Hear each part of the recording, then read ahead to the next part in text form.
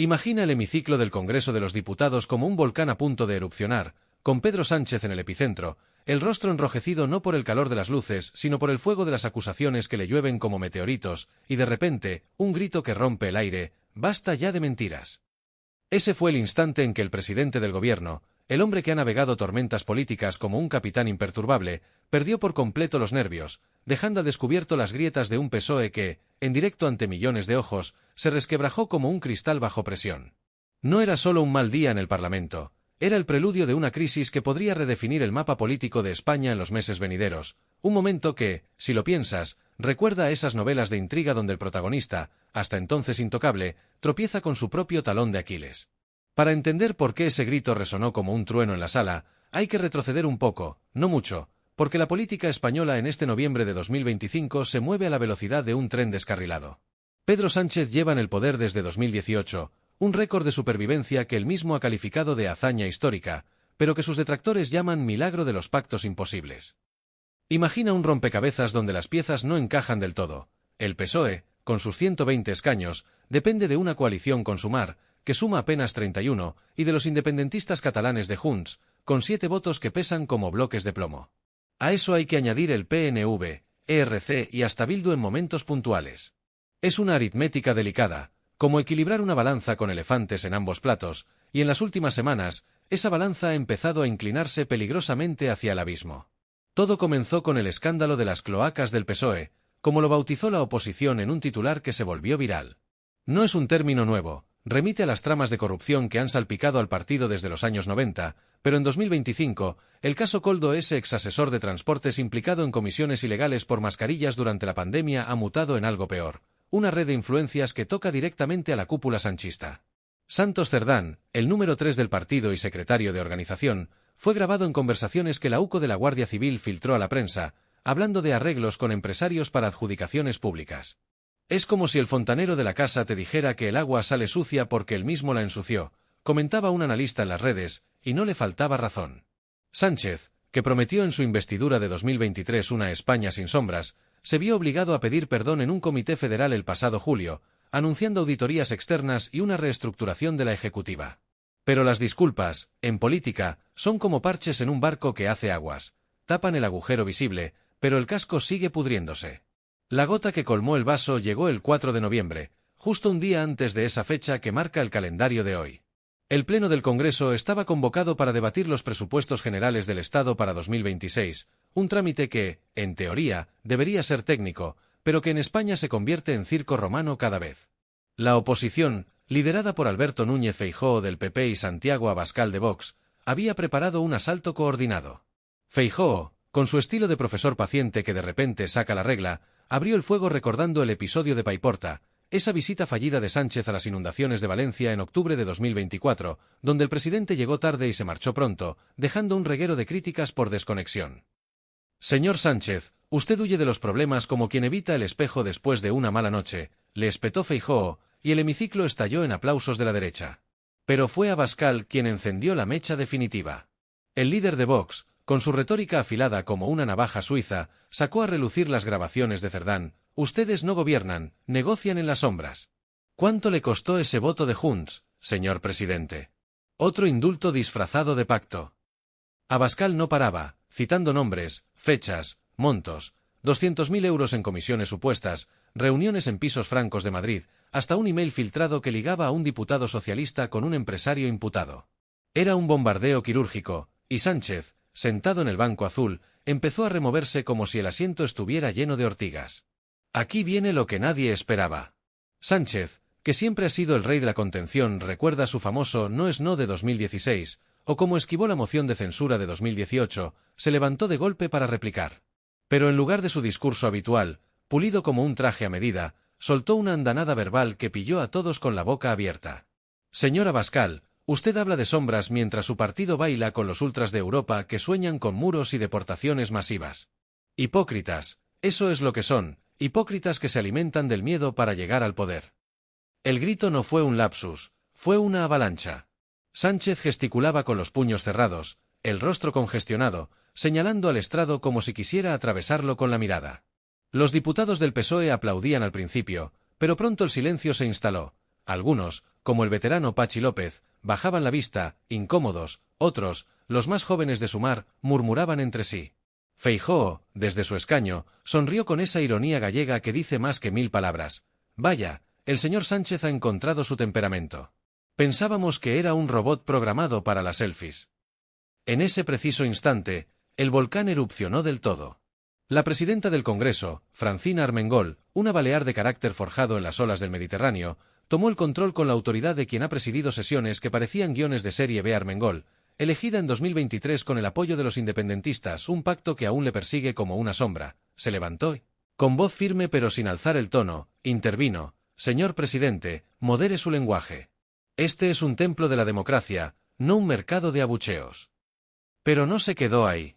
Cuando Abascal contraatacó pidiendo su dimisión por complicidad en las cloacas, Armengol respondió con una frase que pasará a los anales: «Señor Abascal, usted insulta a la única persona en esta sala que no puede defenderse, la presidencia.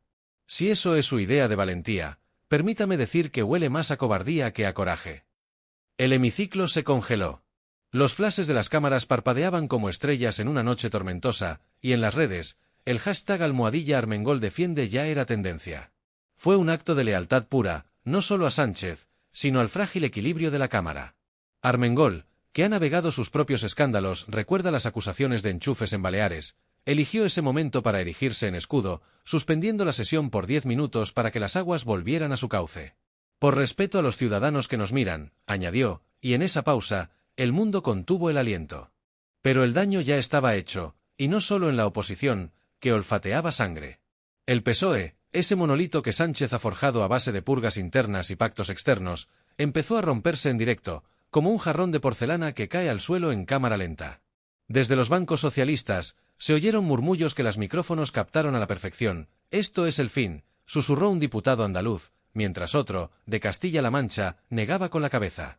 En las pantallas de los móviles, llegaban mensajes de varones regionales. Emiliano García Paje, el eterno disidente, tuiteó: «La serenidad es el mejor aliado en la tormenta», que todos interpretaron como un dardo envenenado.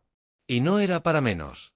El PSOE ha perdido 1,5 millones de votos desde 2019, según las encuestas de Sigma 2 para El Mundo, y en las autonómicas de mayo de 2023, se hundió en regiones clave como Valencia y Castilla y León. Ahora, con la corrupción acechando, las encuestas de noviembre lo sitúan por debajo del 25% de intención de voto, un 5% menos que hace un mes. Imagina el partido como un equipo de fútbol que, en el minuto 85, ve cómo su estrella pierde los papeles y el banquillo se revela. El vestuario se divide entre los leales, los sanchistas puros, como María Jesús Montero, y los pragmáticos, que susurran sobre un relevo antes de las europeas de 2029. Esa ruptura no fue un espejismo, se materializó en las horas siguientes. Mientras el pleno se reanudaba con un Sánchez visiblemente recompuesto, aunque con la corbata torcida, detalle que no pasó desapercibido, 2 diputados socialistas, ambos de la generación Z del partido, pidieron la palabra para una moción interna de reflexión colectiva.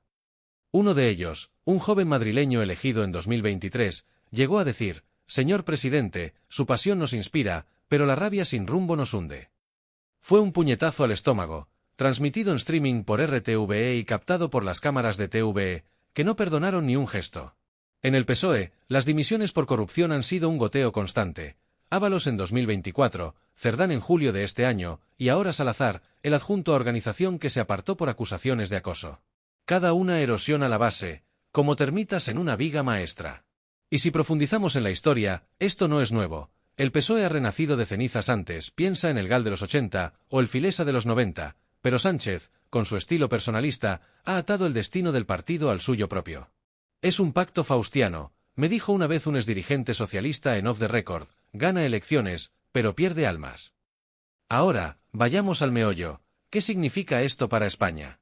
Porque la política no es un juego de tronos sin consecuencias, es el engranaje que mueve presupuestos, sanidad, educación. Con los presupuestos de 2026 en el aire, un paquete de 600.000 millones de euros que incluye subidas en defensa al 1,8% del PIB para complacer a la OTAN, y recortes en subsidios que Sumar ya amenaza con vetar, el gobierno camina sobre alambre. Junts, que el 30 de octubre avaló romper con el PSOE por el 87% de su militancia, exige ahora una reunión de urgencia con Sánchez. «Sin garantías, no hay vida para esta legislatura», declaró su portavoz, Míriam Nogueras, en una rueda de prensa que olió a ultimátum. Si Junts se va, caen 7 votos, Si ERC duda, otros 6, y el PNV, con sus 3, podría ser el verdugo. Sánchez, astuto como siempre, ya ha convocado a Yolanda Díaz para un pacto de Estado contra la corrupción, pero Díaz, con su ojo en las municipales de 2027, no regala nada gratis. Es una partida de ajedrez donde cada cada peón cuenta, y el PSOE, con sus grietas expuestas, juega con piezas sueltas. Y si ya estás flipando con este culebrón que parece escrito por un guionista con resaca, suscríbete al canal ahora mismo, porque lo que viene, las reacciones de los varones, las filtraciones de la UCO, es aún más jugoso que un thriller de Netflix, y no querrás perdértelo desde el sofá. Pero volvamos al Congreso, porque el eco de ese grito de Sánchez aún reverbera en los pasillos de la carrera de San Bernardo. Al día siguiente, el 5 de noviembre, las portadas lo decían todo: Sánchez estalla, el principio del fin, tituló El País, mientras ABC optaba por el colapso socialista en vivo. Las televisiones repitieron el clip en bucle, con comentaristas diseccionándolo como patólogos en una autopsia. Es el primer signo de fatiga, analizó un profesor de ciencias políticas en La Sexta, explicando que líderes como Sánchez, que han sobrevivido a 5 mociones de censura y 3 investiduras, acumulan un estrés comparable al de un funámbulo en vendaval. La neurociencia lo respalda. Estudios de la Universidad de Harvard sobre toma de decisiones bajo presión muestran que, después de años en el poder, el cortisol, la hormona del estrés, altera el juicio, llevando a explosiones como esta. No es excusa, claro, es explicación. Sánchez, que en su libro Resistencia de 2023 narraba su manual de supervivencia, ahora parece necesitar uno nuevo, capítulo titulado Cómo no implosionar en público. La defensa de Armengol, por su parte, no fue un gesto aislado, fue un recordatorio de las alianzas que sostienen el barco.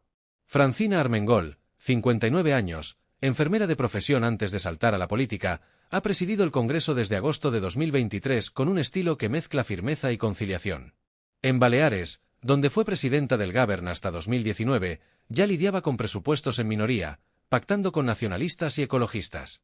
Ahora, en Madrid, su rol es más delicado: arbitrar entre 350 diputados que se miran como gladiadores en la arena. Su intervención no solo calmó las aguas, salvó a Sánchez de un linchamiento verbal que podría haber escalado a suspensión de sesión. Pero pagó un precio. Vox la acusó de parcialidad sanchista, y el PP, en una proposición no de ley presentada esa misma tarde, pidió su comparecencia por falta de neutralidad. Armengol respondió con una nota oficial: la presidencia vela por el decoro, no por bandos. Es una línea fina, como caminar sobre cristales rotos, y en un Congreso donde el PP y Vox suman 200 escaños, cualquier tropiezo la hunde. La ruptura del PSOE, sin embargo, es el verdadero terremoto. En las horas postpleno, se filtraron audios de una reunión de la Ejecutiva Federal, voces airadas pidiendo limpieza quirúrgica, con alusiones directas a Cerdán y a las malas compañías de Moncloa. García Page, desde Toledo, convocó a los varones críticos Ximo Puig, Javier Lambán para un cónclave de reflexión, término eufemístico para lo que huele a puñalada por la espalda. Históricamente, el PSOE ha sido un partido de federaciones fuertes. Felipe González lo unificó en los 80 con carisma y victorias electorales, pero Sánchez lo ha centralizado, purgando a los díscolos en primarias de 2014 y 2017.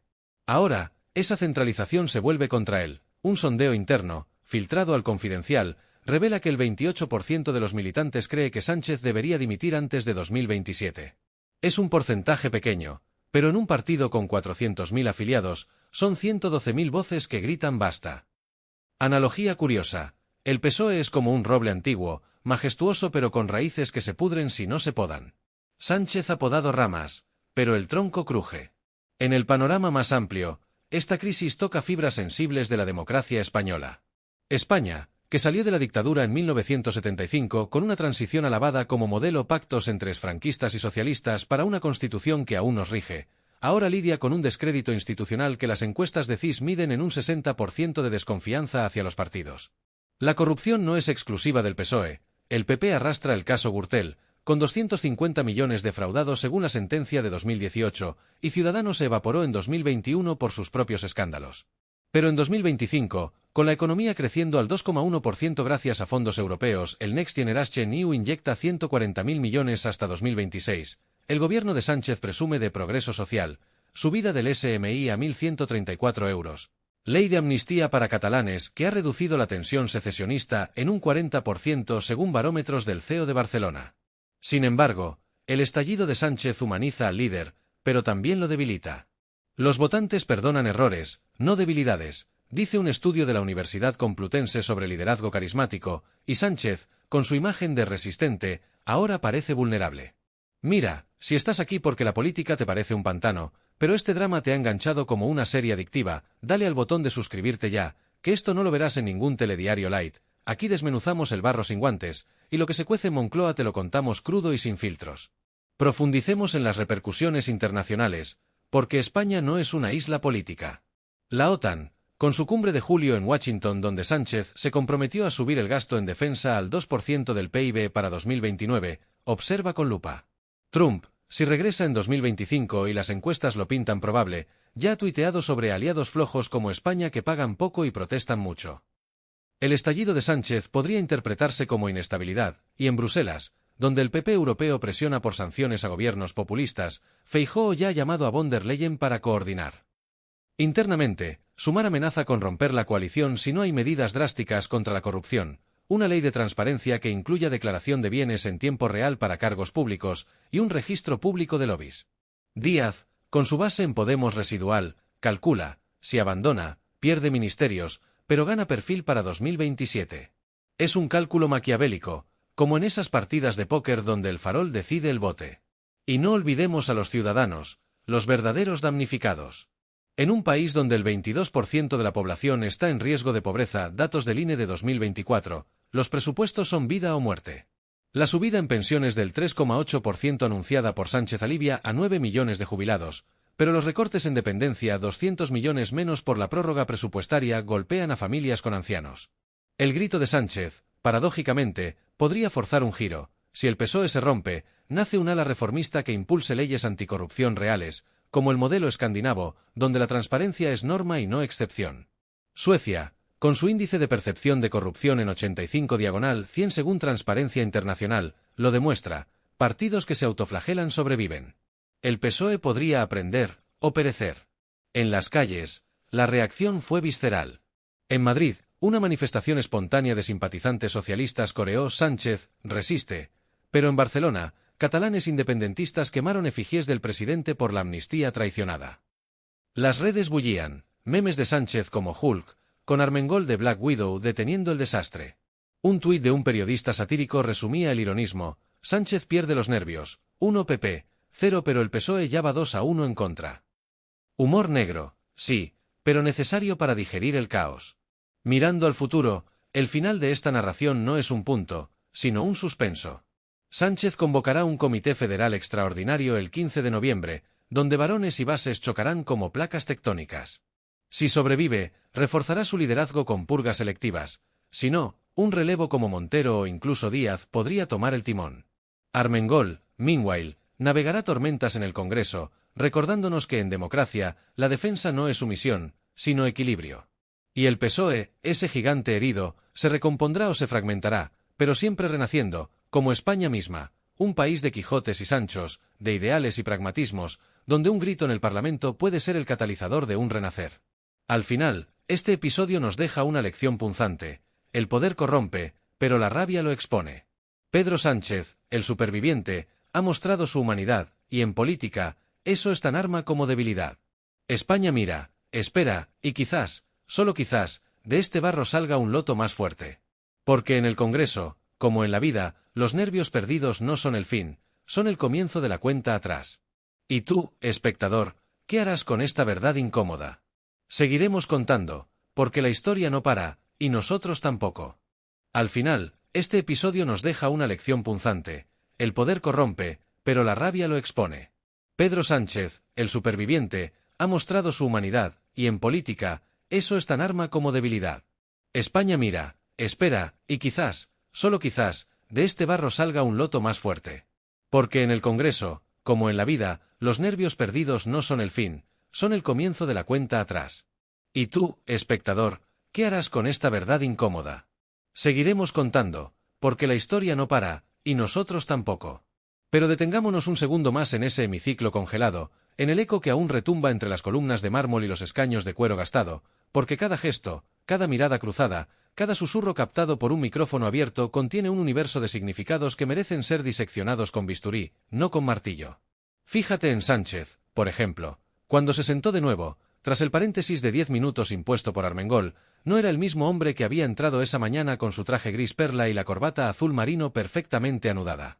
El nudo Windsor se había aflojado apenas 2 centímetros, detalle insignificante para un profano pero revelador para quien conoce el lenguaje de los símbolos en Moncloa. Un Windsor flojo es un presidente descolocado. Sus manos, que habitualmente reposan sobre la carpeta con la calma de un pianista antes del concierto, temblaban levemente al pasar las páginas del discurso preparado, un temblor que las cámaras de TVE captaron en primer plano y que, amplificado por el zoom, se convirtió en meme antes de que terminara la sesión. En el banco azul, María Jesús Montero, la vicepresidenta primera y guardiana de las finanzas, le susurró algo al oído. Él asintió mecánicamente, pero sus ojos seguían fijos en el estrado vacío donde Abascal había soltado su artillería. Era la mirada de quien acaba de recibir un puñetazo en el hígado y aún procesa el dolor, no ira, sino cálculo. Porque Sánchez no es un impulsivo, es un táctico que, en raras ocasiones, deja que la máscara se deslice. Y cuando lo hace, el desliz no es accidental, es mensaje. Ahora, desplaza la atención a Armengol. Desde su sitial elevado, con el mazo de madera de nogal que ha golpeado tantas veces para imponer orden, observaba la sala como un capitán en la cofa de un galeón en plena borrasca. Su melena rubia, recogida en un moño bajo que denota profesionalidad sin ostentación, no se movió ni un milímetro cuando Abascal la interpeló directamente. «Usted es la cómplice de las cloacas, señora presidenta». En ese instante, los diputados de Vox se pusieron en pie, un bloque compacto de camisas blancas y corbatas verdes, agitando carpetas como si fueran banderas de guerra. Armengol no parpadeó. En su mente, según contaron después fuentes de su equipo, repasaba el artículo 103 del reglamento del Congreso. La presidencia velará por el decoro y la libertad de palabra, pudiendo retirar la palabra a quien la use de forma contraria al orden. Pero no lo citó, optó por la réplica humana. «Señor Abascal, retire esa acusación o le retiro la palabra», dijo con una calma que helaba la sangre. Y cuando él insistió, levantó el mazo no para golpear, sino para sostenerlo en alto como un cetro y añadió: 3 advertencias. La cuarta es expulsión. El silencio que siguió fue tan denso que se podía cortar con cuchillo. Hasta los taquígrafos, acostumbrados a todo, dejaron de teclear por un segundo. En los escaños del PSOE, la fractura no era solo audible, era visible, táctil. A la izquierda de Sánchez, el veterano Pachi López, exlehendakari y expresidente del Congreso, apretaba los labios hasta convertirlos en una línea fina, como quien contiene un estornudo en una biblioteca. López, que en 2016 lideró la rebelión interna contra Sánchez y pagó con el ostracismo, ahora observaba el espectáculo con una mezcla de vindicación y preocupación. Vindicación porque el sanchismo mostraba sus costuras, preocupación porque el partido, su partido, se desangraba en directo. A su lado, Adriana Lastra, la asturiana que fue vicesecretaria general hasta que una enfermedad la apartó en 2022, había vuelto como diputada rasa y ahora garabateaba en un blog: «Urge reunión de varones». Ya. El papel, arrugado por la presión del bolígrafo, pasó de mano en mano hasta llegar a Óscar Puente, el ministro de Transportes, que lo leyó y asintió con un gesto casi imperceptible. Puente, conocido por su lengua afilada, recuerda su Feijóo miente más que habla, era uno de los pocos que aún sonreía, no por diversión, sino por estrategia.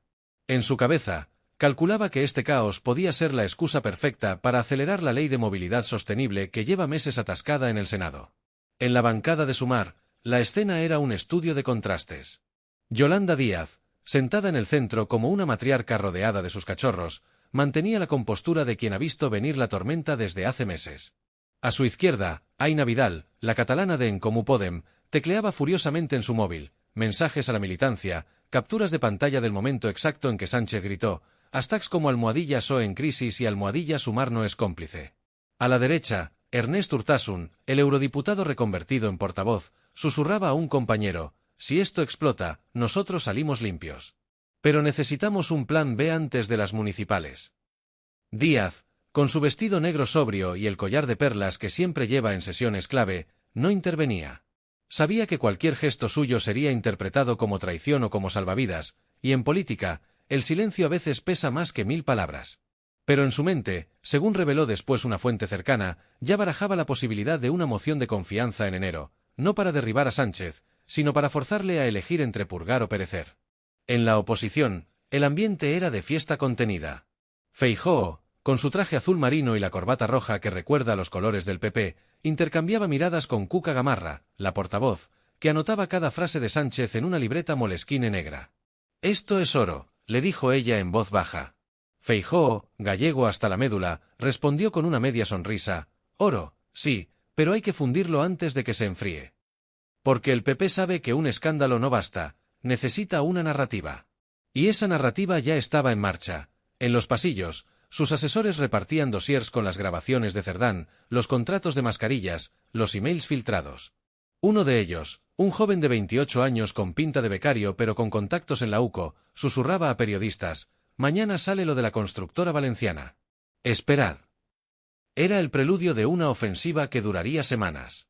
Vox, por su parte, no disimulaba. Abascal, con su barba perfectamente recortada y el pin de la bandera española en la solapa, se levantaba cada 2 minutos para pedir la palabra, aunque Armengol se la negara. Sus diputados coreaban dimisión, en un ritmo que recordaba los estadios de fútbol, y uno de ellos, un exmilitar de Almería, llegó a sacar un cartel improvisado: Sánchez, cloacas socialistas. El cartel fue retirado en segundos por los Ujieres, pero la imagen ya estaba en las redes. En el grupo de WhatsApp interno de Vox, que alguien filtró por error a un medio digital, se leía: hoy hemos ganado la batalla de la percepción. Mañana, la guerra. Y en el gallinero, los periodistas acreditados vivían su propio circo. Los de TVE, con sus cámaras pesadas y sus auriculares, se apelotonaban en la tribuna de prensa para captar el ángulo perfecto del rostro de Sánchez. Los de La Sexta, más ágiles, ya editaban el clip en sus portátiles, ralentizaban el grito, añadían subtítulos en amarillo, preparaban el rótulo momento histórico. Un veterano del País, con 30 años en el Congreso, comentaba a un compañero: esto es peor que lo de Tamayo y Sáez en 2003. Aquello fue un golpe, esto es una implosión. Y tenía razón. En 2003, 2 tránsfugas del PSOE madrileño rompieron la mayoría progresista. En 2025, la ruptura venía de dentro, orgánica, inevitable. Incluso los funcionarios del Congreso, esos héroes anónimos que llevan décadas viendo pasar gobiernos como quien ve pasar nubes, comentaban en la cafetería. Nunca había visto a Sánchez así, dijo una taquígrafa de 62 años mientras removía su café con sacarina. Ni a Zapatero en lo del Prestige, ni a Rajoy con los Obrés. Esto es personal. Y lo era. Porque el grito de Sánchez no fue solo rabia, fue miedo. Miedo a que las cloacas, que él prometió limpiar, lo ahogaran a él. Miedo a que los varones, que juró controlar, lo desbancaran. Miedo a que la historia, que él escribe con mayúsculas, lo recordara no como el resistente, sino como el que se quebró. En las pantallas gigantes del hemiciclo, que suelen mostrar el orden del día o las votaciones, apareció por error durante 3 segundos una diapositiva interna: Presupuestos 2026, escenario A, aprobación con Junts. Escenario B, prórroga. Alguien pulsó el botón equivocado en la sala de control, y ese desliz técnico fue captado por decenas de móviles. En Twitter, ya era trending: #escenario B. Porque la prórroga presupuestaria significa congelar inversiones, retrasar subidas salariales, paralizar proyectos. Significa, en resumen, un gobierno en funciones sin serlo. Y eso, en un país que crece al 2,1% pero con una inflación subyacente del 3,4%, es dinamita. Armengol, consciente del error, pidió calma desde el estrado: señores diputados, centrémonos en el debate. Pero el daño estaba hecho. En los escaños de Junts, Míriam Nogueras sonreía con esa frialdad que solo tienen los negociadores curtidos en 1000 batallas. Ella sabía que su partido, con solo 7 escaños, tenía en la mano la llave del gobierno. Y sabía también que, tras el referéndum interno del 30 de octubre donde el 87% votó por romper con el PSOE, cualquier concesión sería vista como traición en Cataluña. Pero la política es el arte de lo posible, y Nogueras ya había enviado un mensaje a Sánchez a través de un intermediario: reunión el lunes. Sin cámaras. Sin condiciones previas. Era una oferta, pero también una amenaza. En el PSOE, mientras tanto, los teléfonos vibraban sin parar. Mensajes de WhatsApp de militantes de base: Pedro, aguanta. Esto es una emboscada. Paje traidor. Pero también, dimite antes de que nos hundas. En Ferraz, la sede nacional, el community manager del partido publicaba un tuit que intentaba ser épico: el PSOE no se rinde ante las mentiras de la derecha. #fuerza Pedro. Pero los comentarios eran un campo de minas: fuerza para limpiar la casa, fuerza para dimitir, fuerza para callarte. En menos de una hora, el tuit fue borrado. Error de novato, o señal de pánico. Sánchez, en su escaño, sacó su móvil, un iPhone 16 Pro con funda negra, detalle que los paparazzi habían fotografiado 1000 veces, y escribió un mensaje a su jefa de gabinete, Óscar López: prepara el Comité Federal para el 15. Necesito lealtad absoluta. López, que estaba en la tribuna de autoridades, respondió con un emoticono de pulgar arriba. Pero en su cabeza, calculaba, lealtad absoluta en el PSOE es como el unicornio, todos hablan de él, nadie lo ha visto. Y así, entre gestos, miradas, susurros y pantallas parpadeantes, el Congreso se convirtió en un microcosmos de España, un país donde la pasión y la razón chocan como placas tectónicas, donde la corrupción es el elefante en la habitación que todos ven pero pocos nombran, donde un grito puede ser el principio del fin o el catalizador de un renacer. Porque en política, como en la vida, nada es lo que parece, y todo es exactamente lo que parece. Y en ese hemiciclo, en ese instante suspendido entre el grito y el silencio, España contuvo la respiración.